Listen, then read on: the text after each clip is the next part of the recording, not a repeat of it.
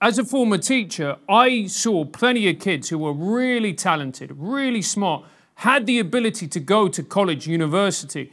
But the reality is, weren't going to go there because the schools that they went to were, to put it mildly, absolutely dreadful, in which no learning took place because bad behavior, underfunding, etc., etc. Is there not something to be said for having quotas for these types of kids who have got a huge amount of ability, but because the education system has, to put it bluntly, failed them, that the universities can step in and maybe help to actually propel them forward in their careers?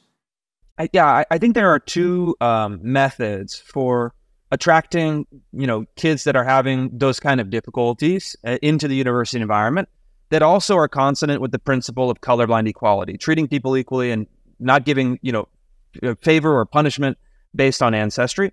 You can do a couple things. One is there's a great system in Texas that says if you're in the top 10% of your high school graduating class in any high school in Texas, you're automatically admitted into the University of Texas system. And so what that does is there are, of course, many affluent public schools where much more than the top 10% are going to college. They're qualified, they're habituated to it, they're encouraged by their parents. But for those struggling high schools, everyone knows if you get that top 10%, you're in, you can get to college. That's a way that I think, in a sense, disproportionately benefits those who are at the lower end of the socioeconomic class by virtue of proxy, including many minority students. But it does it in a neutral, colorblind manner that I think targets the right thing, is saying, if you're a top performer at any one of our public schools, you deserve a spot, you deserve a chance. The other method that you can do, and I think that it's a method that is commonplace and certainly happens in the state of Florida, is that you can reward scholarships or tuition reductions based on socioeconomic status. So if you're coming from a family, like my family, I had two lawyers as parents. I had to go for those merit scholarships. I was not qualifying for those financial need scholarships.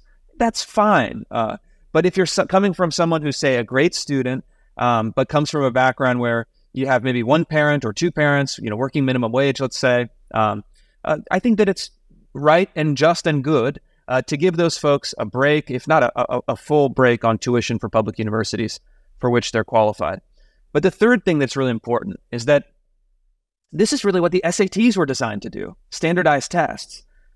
In the mid-century period, the Ivy League universities were kind of an old boys club. Your dad went to Harvard, you went to Harvard, your son went to Harvard.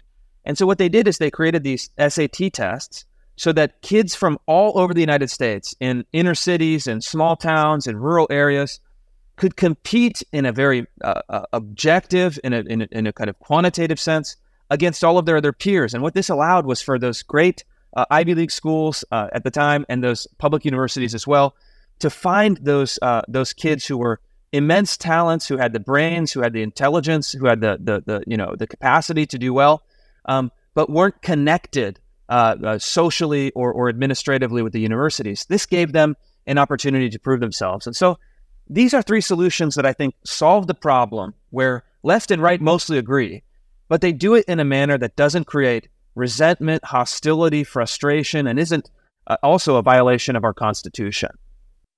Look, I completely agree. I don't understand how anyone, left or right, can essentially put forward the idea that you are going to deny somebody a place at a university or on a grad program for the simple reason that they are the wrong color skin or that they are the wrong sex. To me, it's abhorrent.